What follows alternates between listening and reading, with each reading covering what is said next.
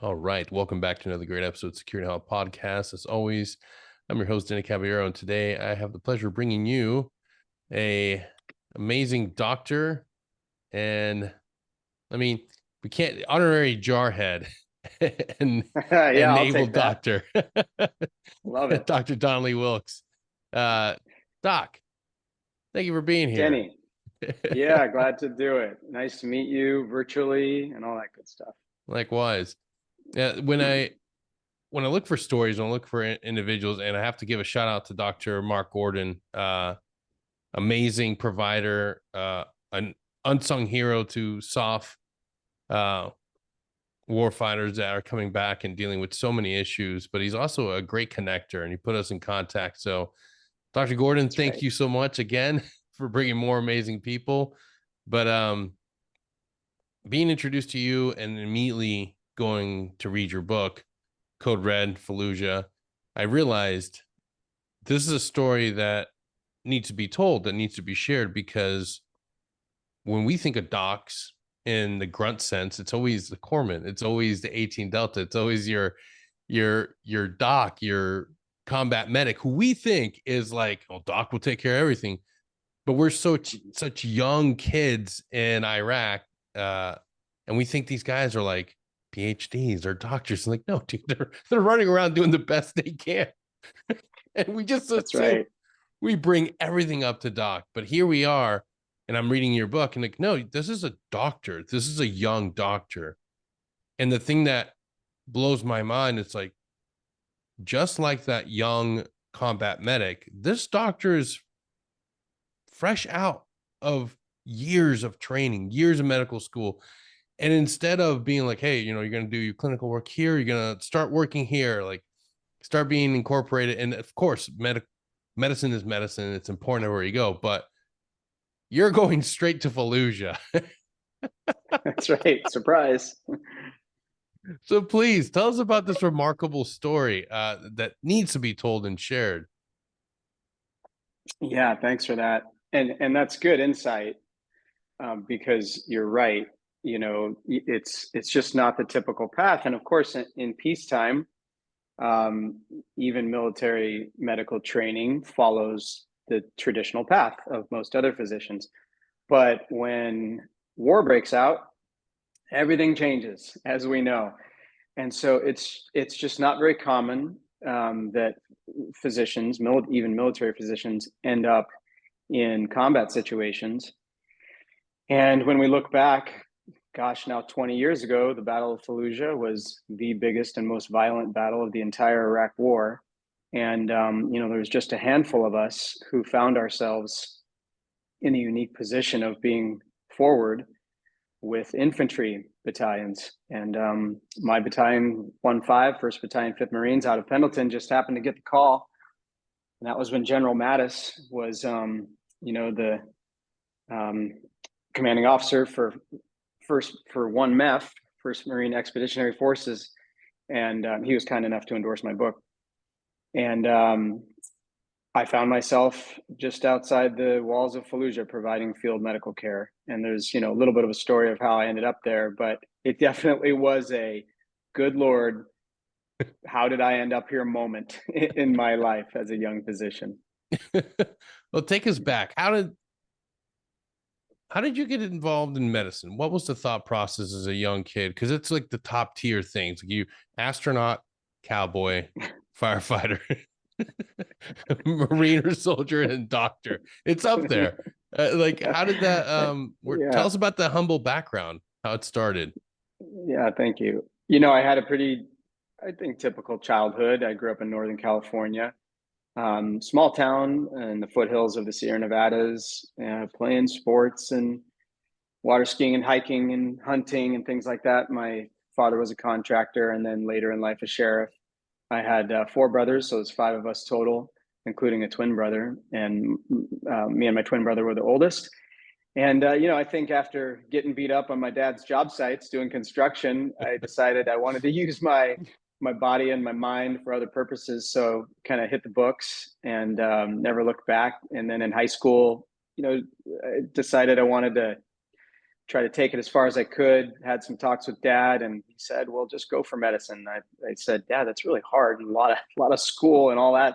And he said, he just looked at me and he's like, "So I know you can do it," type thing, and gave me the spirit I needed. And so just from there forward, set my sights on medicine and never looked back. And I had some bumps in the road on getting into medical school.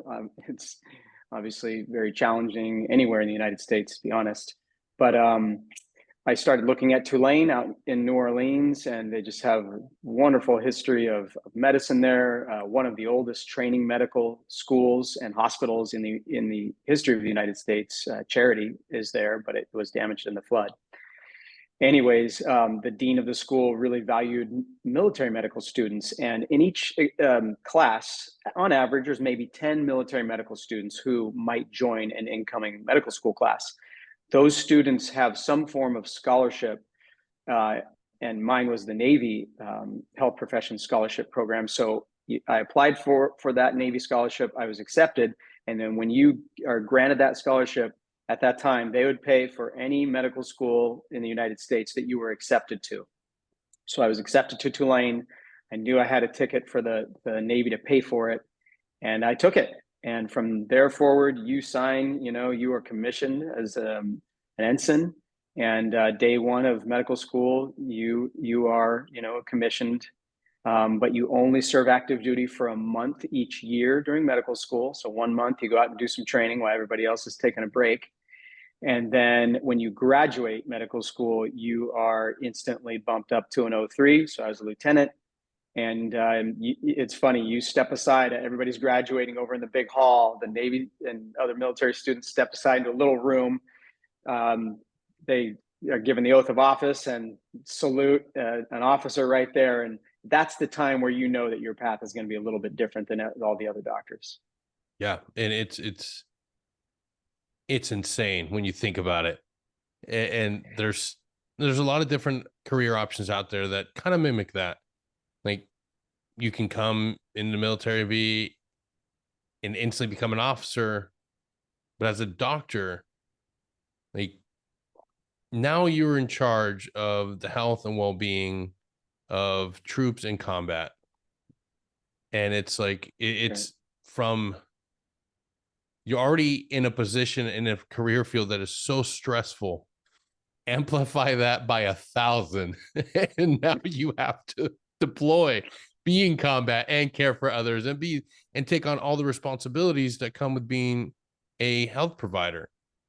That is not an easy task. A lot of us, we get years of formative training, and we are allowed to grow into our leadership roles. You don't get that. You are instantly thrust, and it's like, how do you get that experience and then immediately have to say, okay, now I have to perform the duties of an 03? Like, oh cow, man. And people don't understand that. Yeah, you're right. And the other part that escalated the whole situation was that my fourth year of medical school was 9/11 for me. So I was a fourth year, September 9/11. And instantly, of course, that I knew that was going to change my military path. And so after medical school, everybody goes to residency, and because you're just a baby doctor out of med school. And even in residency, the training is the learning curve is so steep. You just need years of experience to fully become a seasoned physician. So I'm in residency at the hospital at Camp Pendleton, Naval Hospital Camp Pendleton, also down at the Naval Hospital in San Diego. And the war in Iraq is kicking off. Things are escalating. Things aren't going well in the Al-Anbar province. And in military medicine, they can pluck you from residency and send you to active duty. And this does not happen in any other residency training program in the United States. You have to complete your residency training to practice independently, but not in the military. And they've since changed this rule, by the way. But at that time, they could pluck you right out. Which they did for me, and send you either blue side or green side. I went green side with the Marines, and in my case, that was an infantry battalion, and we deployed within 6 months. So within less than a year of graduating from med school, I found myself embedded within the infantry battalion and off to Iraq. So that was wild. That is insane. That is absolutely insane. The progression that you went through in that short period of time. And to break it down for people to understand this, to be infantry is one thing, to be Marine infantry is completely different. And then to be a doctor that's going to be integrated within a Marine infantry battalion, that is not easy. That is not an easy Yeah, thing. yeah, they speak their own language, as you know, and it's its own culture. And of course, they were glad to have me, but I truly understood that I was joining this elite group of guys who had their own traditions and had been through their own very rigorous training. Everyone from the kid out of high school is only 18 to seasoned, Marine Corps officers. But I have to say, they welcomed me, and it's a band of brothers like it always is, especially when you head off to a foreign world and the S hits the fan. All you have is that guy next to you, and I appreciated how they welcomed me into their brotherhood. Absolutely. So now, newly minted Doc Wilkes That's right. is in Iraq. What was that? What was that like? That first night, that first, like, oh shit, this is really happening. I am Yeah. here. Yeah, it was like the Wild West. That's really how it felt initially. And the story I tell of the oh shit, here I am, and this is real, was we flew into Kuwait. The whole battalion assembled in Kuwait, and then at that time, we were, instead of flying up into Baghdad, we convoyed. So the whole battalion assembled in roughly 50 to 75 vehicles. And for 3 days, we convoyed right up into the heart of Iraq. And I think it was, 24 hours in, we're snaking along in the middle of the night. It's just jet black outside. And I sneak up into the cab. My corpsman's driving. And I look out on the horizon, and all I can see are these flickering candles out on the horizon. And I realize those are the oil rigs that Saddam had lit on fire, still burning. And just a couple of weeks ago, I was watching that on CNN, and here I am driving towards it. And I just was thinking, oh man, how'd I get myself into this? Absolutely. That's one of the, I mean, that's imagery that we see all the time. It's Yeah, it's still on, I think, Newsweek. Everybody covered that imagery. yeah, But being there in person, seeing that, like, I can't imagine that. I was a kid, and I remember seeing, like, Jesus, like, you're just as a kid in America, you're disconnected. But even at that point, I was like, man, like, there's no shit. This is combat. This is what people are going to be facing. And yeah, when you start to hear about Fallujah in 2004, even stateside, you were like, it was clear understanding that this was a down and out brawl, a street fight. This was not that's a right. situation where you're calling airstrikes and you're sitting from afar. The the men, the units that were in that firefight, in those prolonged engagements, that was encountering the enemy and fighting toe to toe. Yeah, that's What right. was It that? was. What was that like for you? Yeah, so just a real quick summary, and of course this is all in the book, but we get to our forward operating base, which at that time was called Camp Mercury, just a short distance outside Fallujah in the Al Anbar province. We took over for the army at that time. The Marines were called in because things weren't going well, and so basically the Marines were called in to try to clean up the mess and stabilize things. So Fallujah is just a hot mess. Mattis decides we're going to attack. That happens within just a week or two of us getting there. I think we got there in March, and Fallujah, the battle began around April 4th, 2004. So we leave Camp Mercury. We, our battalion and one other initially, we roll out. The stage is set. The attack begins. I'm set up. A I'm just going to call it a few hundred yards from the front lines of the outskirts of Fallujah. I can see the city right there, and I'm under a freeway overpass, and that's where we set up our battalion aid station. And that term battalion aid station, it's a little bit more grand than it sounds. We were just behind some dirt barriers off the side of the road. Yep. we set up some litter stands. There was no hardened structures, but we did have the protection of one of the freeway overpasses above us in part. And that's it. We lived there. We had some Marines post up to provide some protection. And from that position, we just lived there for the weeks that the battle went on. I would rotate out where there was one other doctor in the battalion with me, Cormac O'Connor, and we would rotate out every few days as the battle surged. The wounded men were brought directly to us, and I could hear the battle, see it. Cobra attack helicopters are flying over, tanks are rolling through, because our position there was the main artery into Fallujah.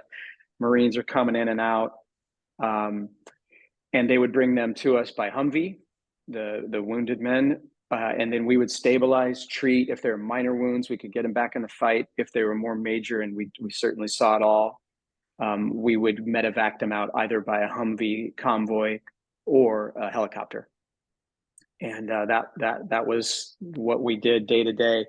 And just to tell you the craziness of that situation, we were close enough, and they, the insurgents, the bad guys, they knew we were there. It was no surprise. They'd lob in mortars, hit pretty darn close. One day, the fighting was intense, and we had just treated some wounded men. And I was walking back to my ambulance, and a rocket came in, and just a direct strike right in the corner of the overpass, knocked us all down. The fumes and the fury of the rockets blast kind of wafted through. It was just unreal. I could never describe what that was like to be in proximity of a rocket like that. But that was what we encountered there. There was no bullets coming through, but the mortars and rockets, man, that was something I'll never forget. Oh yeah, no, you can't forget that, being targeted with small arms. That's impactful. But yeah, when you're taking a mortar strike or an RPG, like, that's different. That's unsettling. Like, just hearing a mortar round incoming, and not, you don't have any way of detecting or understanding where it's coming. You hear that. That's right. And it's just gut wrenching. It's like, it's going, I can hear it. It's going to fall somewhere. And for it, we can laugh now. We can laugh at the idea of like the panic and it's like, fuck, man, run for something. And, but there's hopelessness. There's a complete hopelessness of like, man, like, either I get the cover or I don't. Either I get somewhere where it's not going to hit me dead on. Like, it's one of the true moments in combat where you're like, fuck it, dog. Like, I can hear this fucking thing coming, but I don't know where it's going to hit. And as soon as it's over, it's like, oh, till you hear that other round that was just hung and it's coming down towards you. It's like, motherfucker. Like, dude, it's Again? the worst. It's the worst adrenaline rush and spike on earth. But man, and to experience it as a doc, and we know that corpsmen, we know that our combat medics, we know our 18 Deltas, they're supposed to be in the fight. What you don't want is your surgical team. What you don't want is your doctors to be in the fight. But in 2004 in Fallujah, I don't think anybody was outside of the fight. It was everywhere. Yeah, it was. And I know now that the military commanders were just learning as they went. There wasn't necessarily, this is the battle plan for the Battle of Fallujah, because we hadn't done this for a long time, done this close quarters urban combat. So they were figuring it out. There was a time, when there was talk, and I was involved with the strategic planning of where we'd set up our aid station. There was a time when the battalion commander was talking about us being mobile and going to the site of wounded men, like in Fallujah or right on the outskirts or things like that. And I, quickly said, sir, that's not a good plan. We gotta be stationary. We need to have a casualty collection point where the wounded men are brought to us. Your corpsmen can handle those field situations, stabilize. That's what they're trained to do, and bring them to us. And after a little conversation, he decided that's a good idea, Doc. Let's put you at a stationary battalion aid station. So we were figuring it out as we went. And to your point, I remember thinking to myself, wow, this is it. This is the plan, for me and Cormac, the two battalion surgeons. I wish there was a little more thought put into this, but that's war. And I came to understood there's just things that weren't known, and we had to figure it out as we went. And the thing that people don't realize is that's war all the time.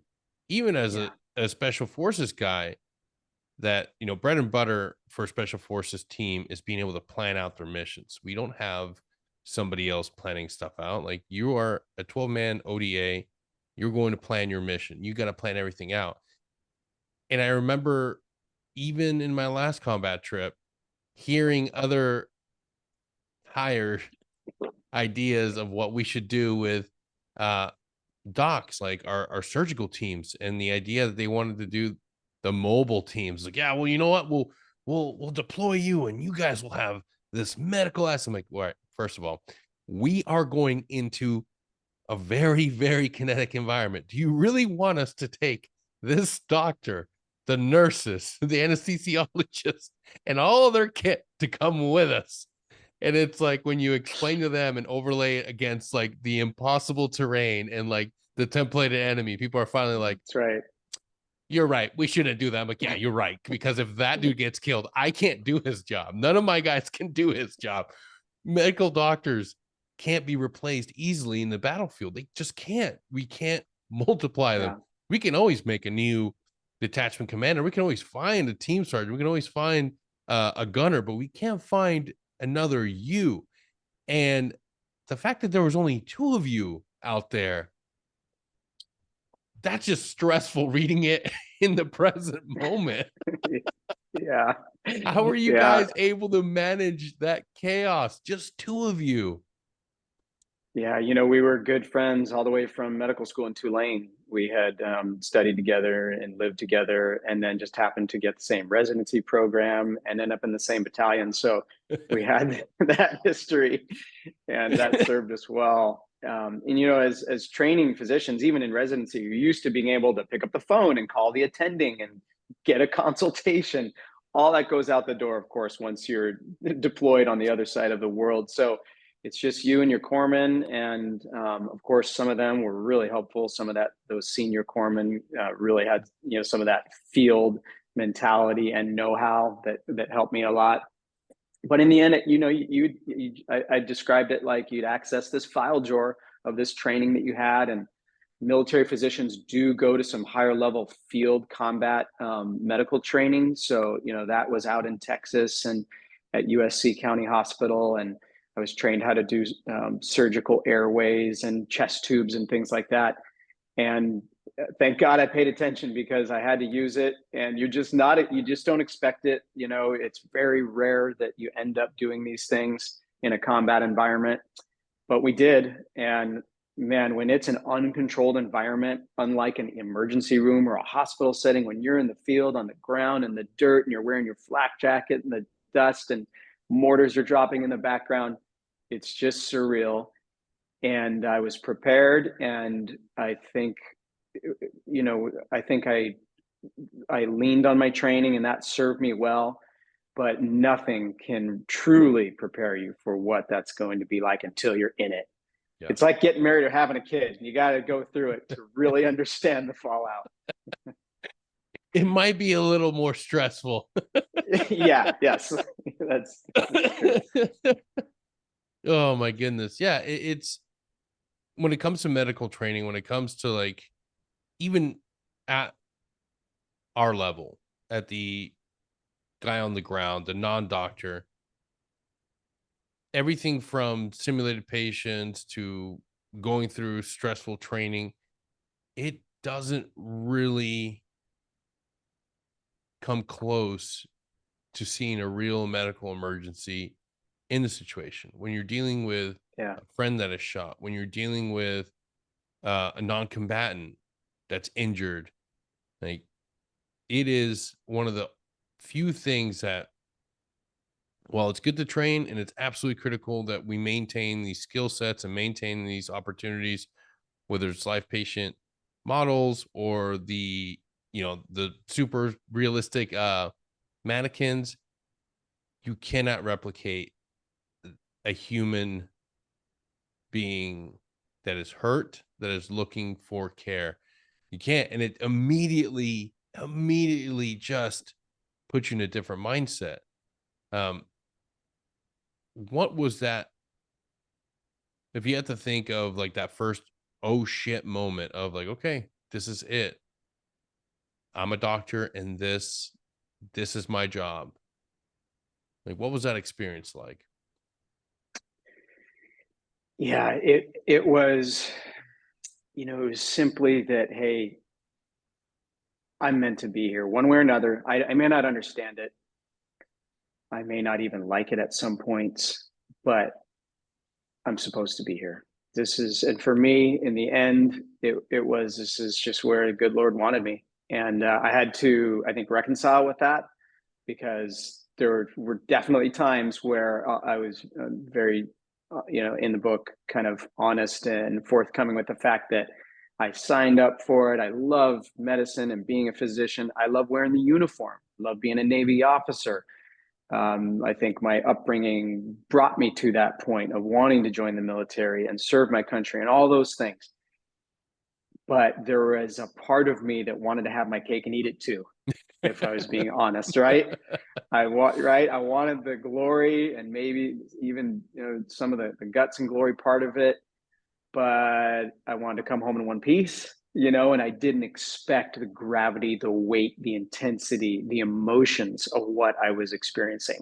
Bottom line is, I didn't expect to be in Fallujah, and who could have, right? Yeah. 9/11, the world, all of it, and then get thrust into this infantry battalion that happened to go to the worst war of the entire 10 years. It was all so surreal and so unexpected that it took me off guard. So in the end of that, though, because of how odd it was and just happenstance, I had to know that I was needed there. And so I made peace with that. And I described that in the book, that it was kind of a night in Fallujah where I truly just got on my knees on the gravel of my ambulance floor and said, all right, help me figure this out. And something clicked, something released, where I just knew the things out of my control. I had to believe that they were truly out of my control and give those things up, because there's nothing I can do about it. Yeah. And once I did that, this weight kind of came off my shoulder and I was able to focus and concentrate and just do my job come life or death. And that gave me a peace and a focus and a clarity that I maybe hadn't had up until that point in the deployment. So that's how I got through that. Now, after that defining moment, when you kicked into that gear, how did it go for you? After you made that conscious effort to give that up and that control? It was, I'm not going to tell you it was rosy and easy sailing, but physically and mentally, it was a true light switch, because taking this weight off of the thing. I was trying to steer the ship, right? Yep. Wanted to steer the ship, and had to believe and live the fact that it wasn't at the helm. It wasn't my job. It wasn't, for me to necessarily steer the ship. But what I could do is access those skills, the training, find comfort with the men I was with, and just kind of be present, even though this place, I hated it. And every day came for me was, if I can get through this day and do my job well, then I earn the right at some point here, one of these days, to go home. And I want to earn that right to go home. And so that was my focus, just to do my job and be the best that I could each day, so I could earn that right, just like every other guy there, and we could all go home together. And that really helped me. So a Yeah. lot better once I accepted it. And that's something that spirit factor. We always talk on the show, mind, body, spirit. Everything has to be Yeah. in balance, even when we don't know about it. Like I was ignorant for many years. Many of my friends were, many of us that only saw our life as being like this. I just want to be the Mhm. best at this. It's the only thing I want to be. Well, I got to control everything. It's like, no, you can't. Mind, body, spirit. We neglect all three for so long, or maybe we only work on the body. We just work out, work out. Yeah. But the spirit, man, the spirit of being able to say, you know what? There's something bigger out there. I can't control this. At my worst, in my moments of deep despair, because I felt like if I made a bad call, if I planned something wrong, somebody was going to die. My anxiety, Mhm. the feeling of, I mean, having mental breakdowns behind closed doors because you're just done. You're physically, mentally just done. And Yeah. it's every time you're rolling the dice, is like, am I going to choose or do or say, like, how are my choices in this planning? And if I don't advocate for this, will it lead to somebody dying? If I don't open my mouth and say something as a leader within this team, will somebody inevitably pass? And it's like, I don't have the control. I don't. I can do the best job I can. I can do the absolute best thing, but I have to give up some control. I have to be able to say, you know what? I believe in God. I believe in a higher power. I have to give away this control, or That's I'm right. gonna fall apart. And I had That's the right. same moment of reckoning. And it wasn't this big thing of having to sit down, and because even at that point I wasn't completely back into my faith, but I was within my faith enough that I could understand that maybe I'm not right with God right now in this moment. But right now I'm choosing to say, like, hey, I'm gonna do the best I can, and I gotta stop trying to control everything because you can't. Yes. You That's don't right. have that power, man. You have enough power within yourself to let go, and that's it. And be able to say, you know what, I'm gonna continue doing my job to the best that I can. And if something happens, I know I got 12 dudes here with me that can fucking help me out, and I know that I'm gonna be okay no matter what. I'm gonna be okay. That's right. Because we were made imperfect and got, that's that we were put on this earth not to be perfect. We were put on here to the earth to fail and understand that that's part of the journey, Yeah, and that there's always a way back to the good Lord. And I made mistakes, and so did every single person out there. But that's part of getting back up and moving forward, knowing that you did your best and you're forgiven. yeah. And that was, that was therapeutic, knowing that. Absolutely. It's almost like you're literally taking off some of the weight that you're carrying and you're giving it to a higher power to say, hey, I can't do this anymore. And it's remarkable when I talk back with or reach out and talk with some of my friends from the last deployments I did, and they all share the same experience. Like, dude, in every moment we were together, it was just optimism, happy. We were all together, but in private moments, I was having breakdowns. I was having moments of Yeah, just sheer, like, just not able to take on this weight anymore.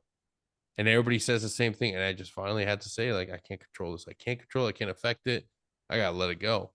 And there's always stories of right. people that weren't able to do that. And maybe they sought out um other things, maladaptive coping Hmm. devices. But Hmm. I am blown away at the amount of people within special forces, within combat arms that say, you know what, like when things got tough, when things got absolutely miserable and I couldn't take it anymore, I just had to take a knee and give that power up to somebody. And that somebody higher was there. And it's just like, okay, That's right. they don't have the control. And that's a beautiful thing. Do you find yourself now as still a provider, still a healer? Do you still have those moments of having to remind yourself of saying, like, hey, like I can't save everybody. I can't do the impossible. Yes, and I think I'm more conscious of it now than I ever was. Sometimes I'll even take a moment to remind myself of that on purpose, just to sit down after maybe a hard day where I know maybe some of my patients, didn't feel like they got 100% out of me, and I'll have to remind myself that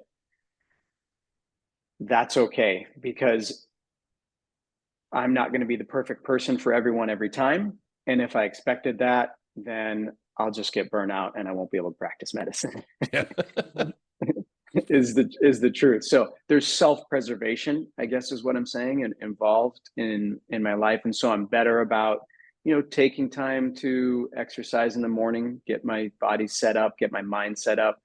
Um, maybe pray or take some meditation moments more so than I ever used to in the past, to get my spiritual self in shape before I Yep. go out there in the world. So doing those things, giving myself that grace, really is something that I'm more mindful of these days, and it helps me be a better doctor and husband and father and all of it. Yeah. It's, I think the truth is finally coming out to so many of us. Um, all of us that have been tried and tested in combat, that have deployed and seen the absolute worst. A lot of us are starting to finally come awake and understand that there is such a thing as taking care of yourself. And just taking care of yourself doesn't mean just working out. It means taking care of the spiritual, taking care of the That's family, right. being able to pour back into yourself. And man, while it would have been helpful if we would have known this in those earlier years of deployment, Yeah. there is a beauty of understanding the importance of it now and being able to advocate to people to say, like, hey, explore not just your physical fitness, your spiritual fitness, mind, body, and spirit. You got to take care of it all, especially after you've given so much of your life in service to the nation and service to others. And it's beautiful to see individuals such as yourself being willing to say, like, yeah, look, I'm a high functioning medical doctor, and I have to take time out of my day to take care of my body, to pour back into my relationships, to meditate, to pray, to be involved in being a human being, not just what I do for a living. Yeah, and be vulnerable. In the military and a lot of different environments, being vulnerable, historically wasn't okay, Yep. because you were maybe, thought it was a little bit less or weak or things like that. I think that the military is doing a better job at being vocal about the challenges that military life brings, what it takes to reacclimate into civilian life. I know that just in my 7 years of active duty, I was even tasked at giving briefs and having conversations with my battalion about combat stress and reacclimating and those kind of things.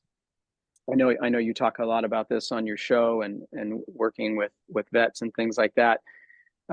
So I wanted to, comment on the fact that I think more awareness is being given to it. I know that the medical care and the mental health care is continuing to get better.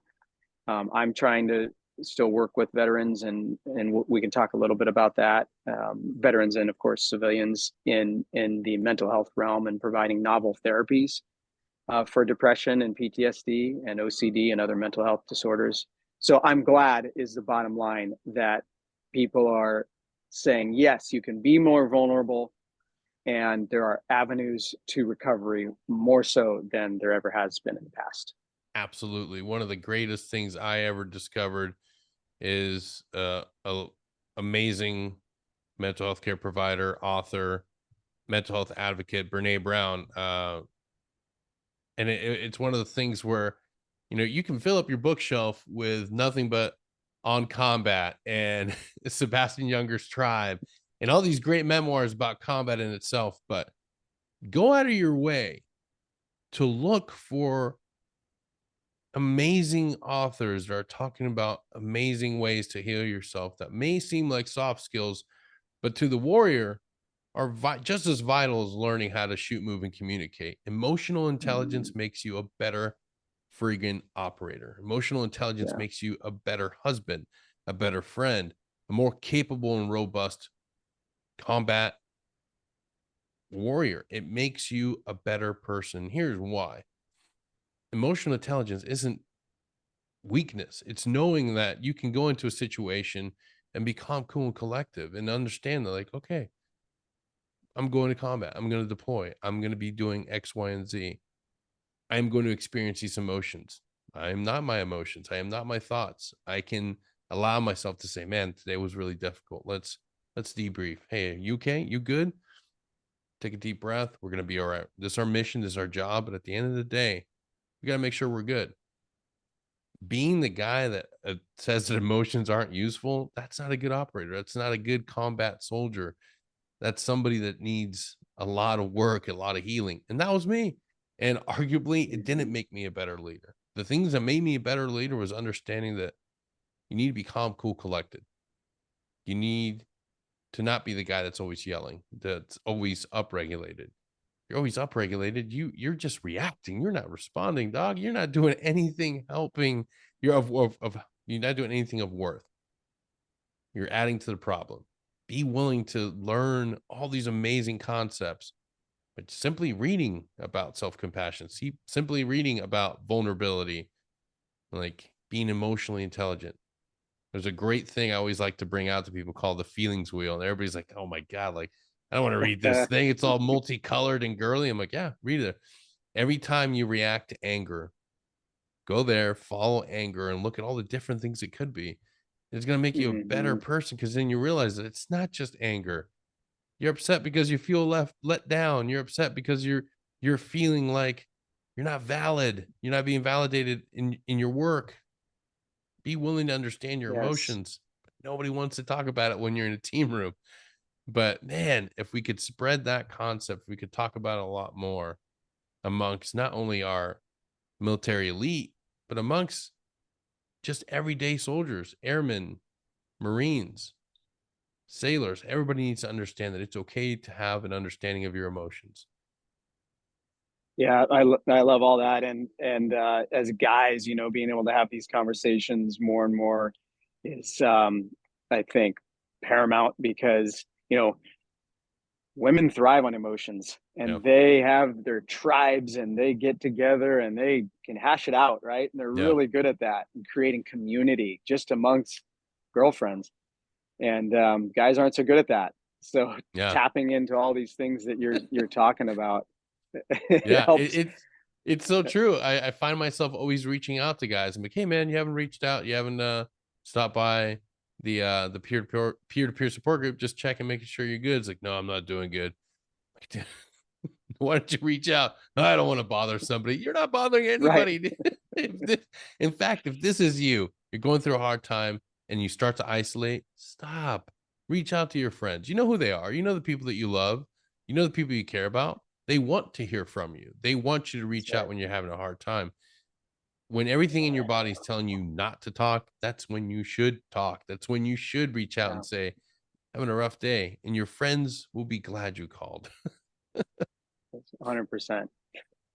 So Denny, you and I touched a little bit on some of the work I'm doing in my practice currently with mental health Yes, conditions, and if you'd please. like, I can jump into some of that. Okay. Absolutely. Um, so I practice here in Thousand Oaks. I have a primary care medical practice. I do a lot of sports medicine and things like that. Um, I certainly have the gamut of patients from very young to very old, and in between.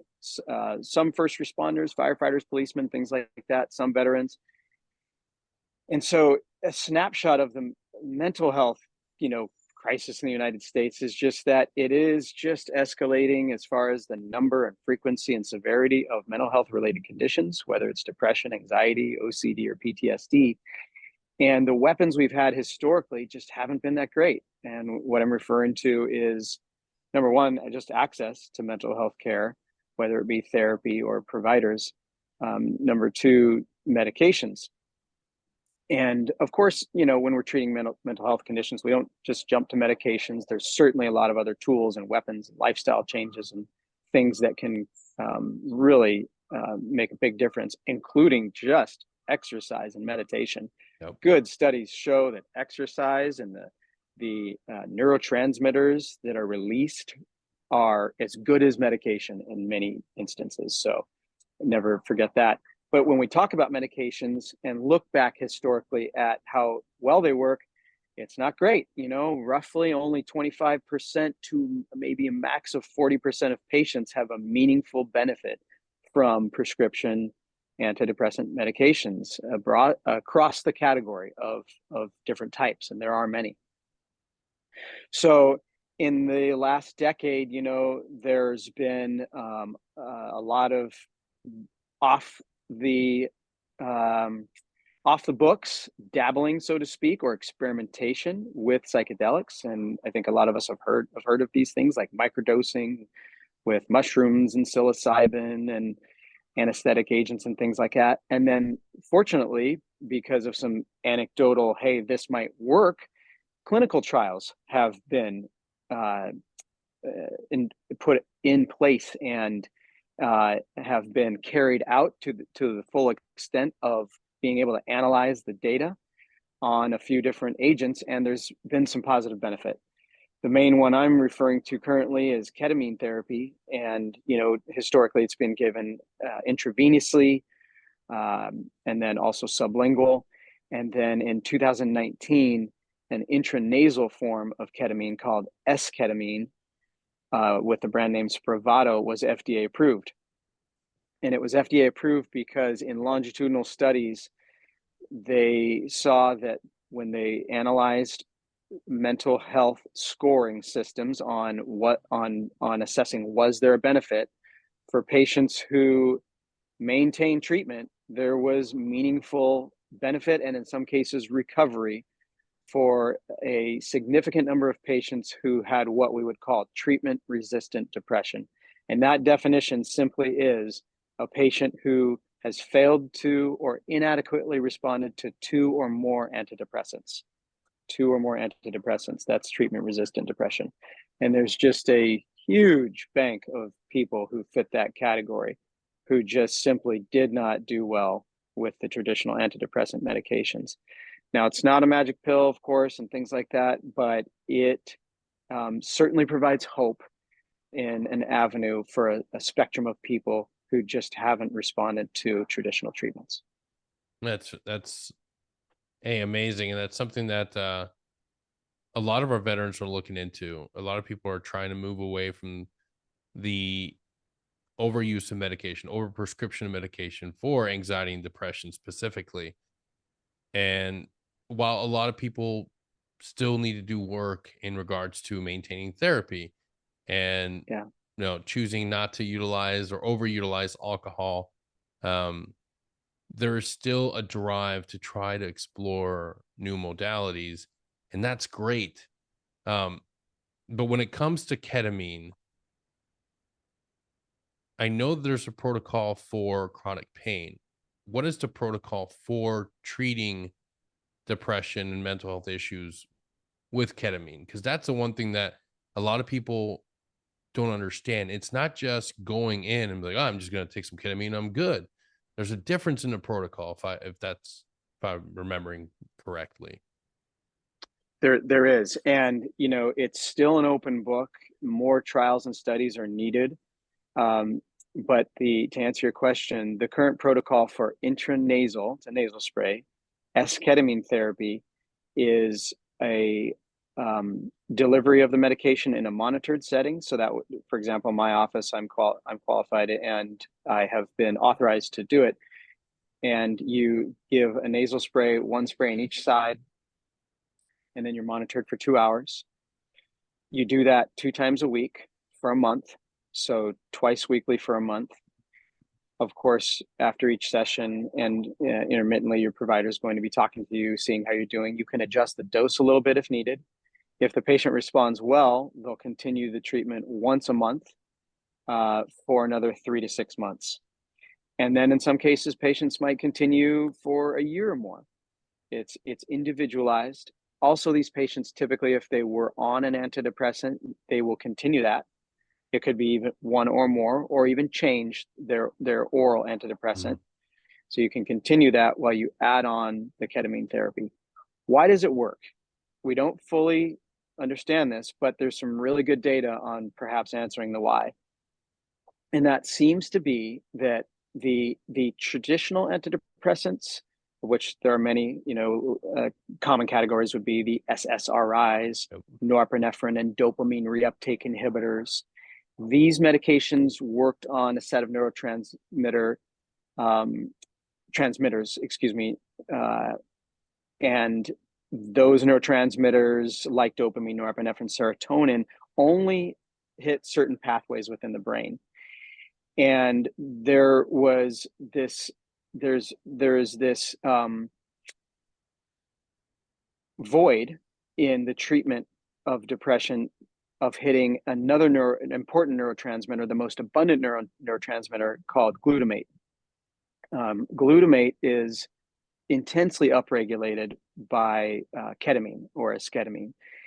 And glutamate seems to activate regions of the brain, without going into too much of science, of the science behind it, but it seems to activate regions of the brain that are extremely important in helping someone reconnect with memories, perceptions, and their feelings about the world in a meaningful way that allows that person to develop new wires, new connections, new freeways. I'm using some analogies here to those parts of their brain that allows them to repair and form new memories, thought processes, and emotions about these events in their life.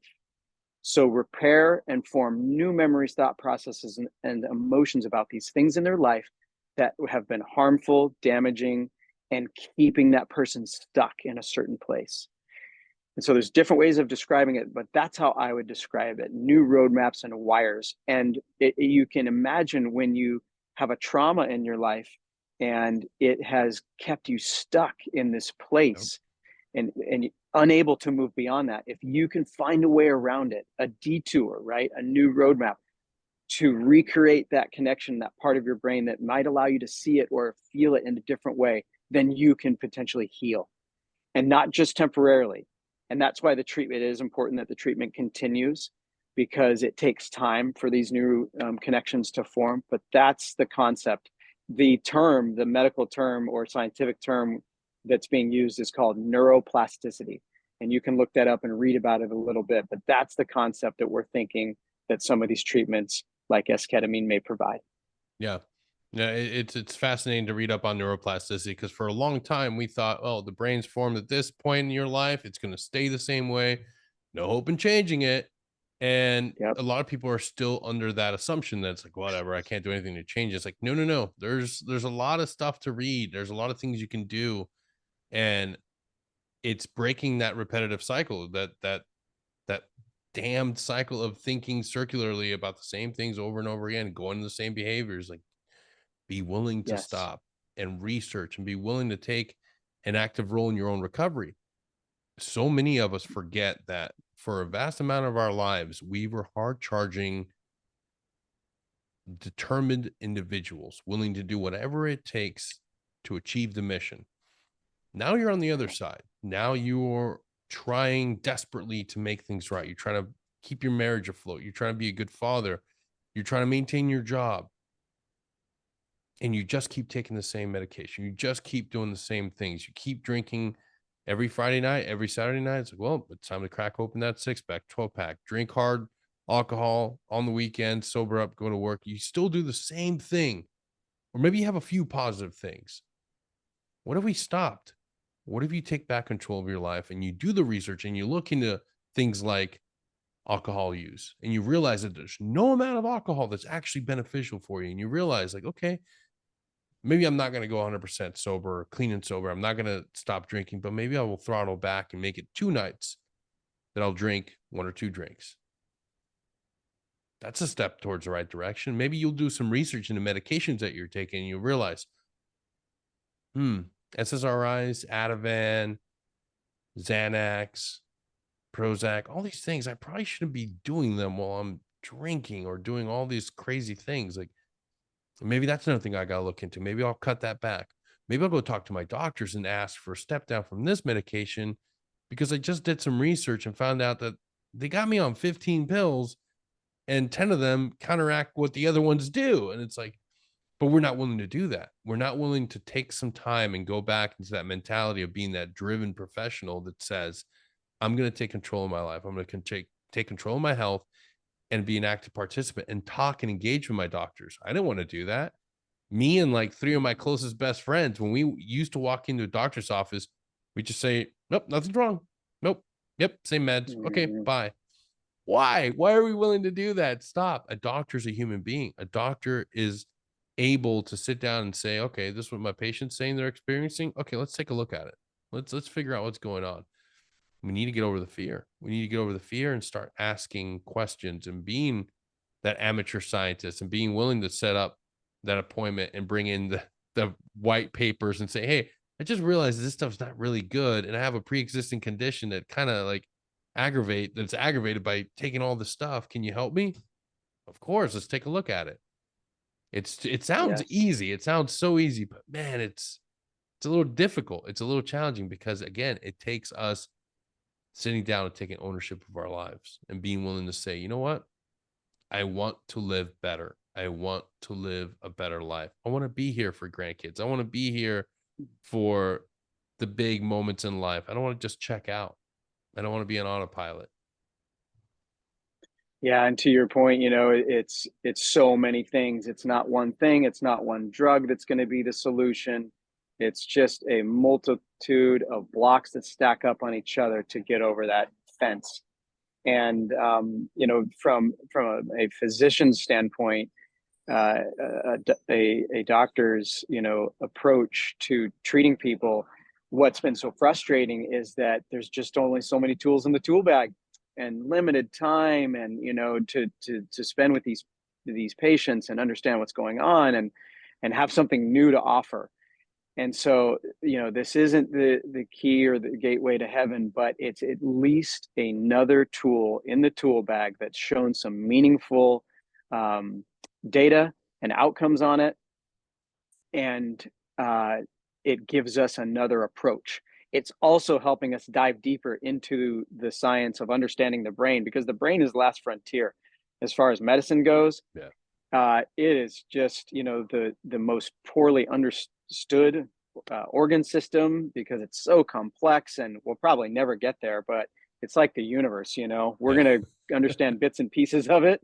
We'll probably never fully, understand the intricate workings of the human brain, but obviously it's the motherboard of this ship, this vessel, our bodies, and we only got one of them to get through this life. So I think it's great that we're making some strides in understanding it, and how to help people in a different way. Yeah.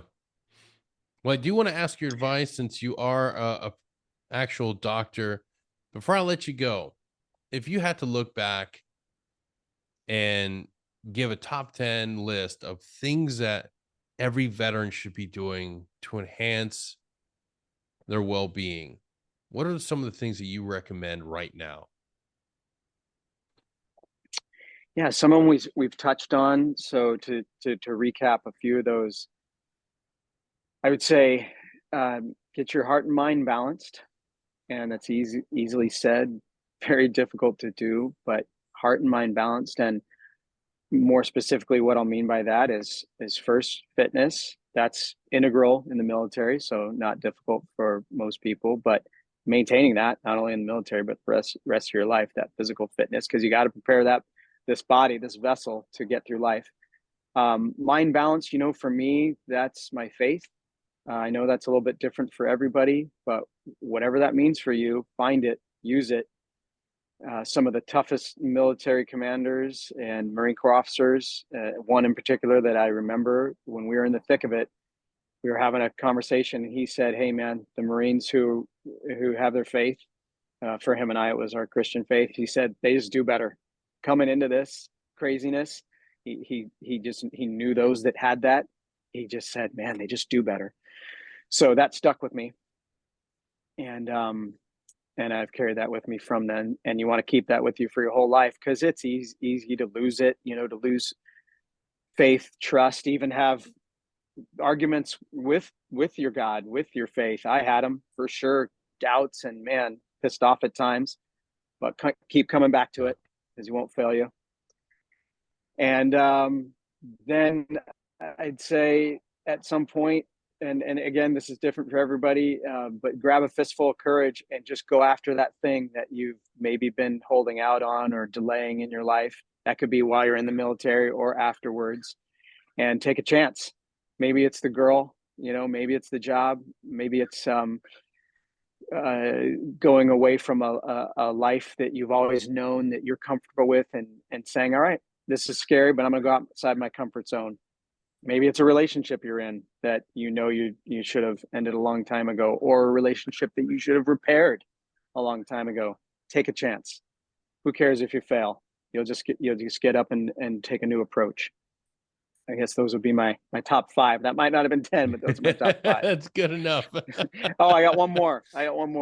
Whoever that person is in your life, your spouse, girlfriend, boyfriend, whatever. If they're the person that, if they're your soulmate, your life partner, or you don't know it, figure it out and involve them as much as you can in every step of the way. I guess I say this because I grew up in maybe an environment in my family environment where maybe the wives were kept on the side a little bit. Like, we're guys and we do guy stuff, and I'm not going to talk with them about some of these things and be as emotionally involved. Screw all that. Have that person emotionally involved in your life, invest in your life, because they're going to appreciate it, and they're going to be able to love you, and you're going to be able to love them the best when you involve them to those deepest levels. Yep. Absolutely. Doc, I can't thank you enough for being here today. This amazing book. It truly is something I enjoy reading, these accounts from our last 20 years of combat. The way that we're going to be able to ensure that our warrior legacy is kept and maintained is not just through oral history, but being able to read these stories, these accounts. When we're young, it doesn't seem that important, but now as an older, wiser man myself, I realize the importance of these stories.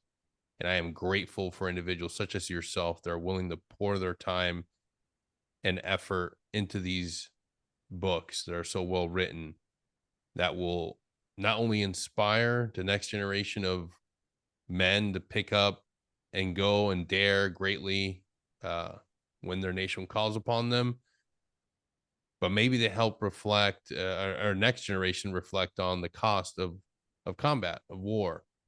And it can inevitably help us steer away from that. But if not, at least we know we can motivate and inspire others to do great things. So, Doc, thank you so much for being here today. It was an absolute pleasure. Thanks, Denny. And hey, if I can ask you, I like to ask this question. In the book, what part did you like the best? And it could be the pre-Iraq stuff, or in the thick of it, or afterwards. What spoke to you in the book as far as what you enjoyed? I The liked best. getting the insight of who you were prior and being Yeah. able to learn that.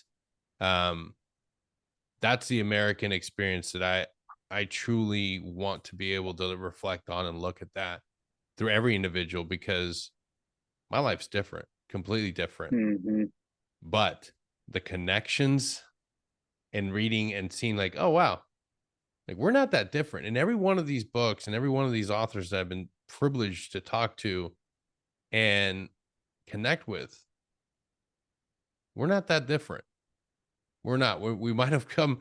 You might not have grown up in Panama for a bit of your life, but there is a connection that all of us who have been to combat have, in just the way we grew up and the way that we were ultimately brought into this life. And that's the thing that I wanted to find, that connecting point. I found it with Rick Prado's book, and I am privileged and happy to have seen it again in your book. Love that, the human element. Yeah. And I like asking that question because it helps me, when I'm writing it, to understand how to put something on paper that's going to draw someone into Yeah. as to who you are. And that, anyways, that was one of the most challenging things is, hey, I can write all this fancy stuff about medicine and combat medicine and things like that, but really they got to know who I am first before they're going to give a rip about all that. So thanks for that Yeah, insight. absolutely. That to have known and been able to known you through your words and then meet you is a perfect way of doing these interviews, I believe. Love it. Well, hey, Denny, thanks for what you do. I appreciate it. It's guys like you are keeping the torch burning. So well done. And perhaps we'll follow up here down the road when I have some more patients under my belt going through treatment because we just started this journey. So I'll let you know how it goes. Absolutely. I would love that. And yeah, again, the name of the book is Code Red Fallujah, Donnelly Wilkes, MD, doctor's memoir at war. Get it everywhere you can. And if you head over to our website, you'll see it'll be highlighted on there on the resources and books to get, and just click the link. Until next time, take care, everyone.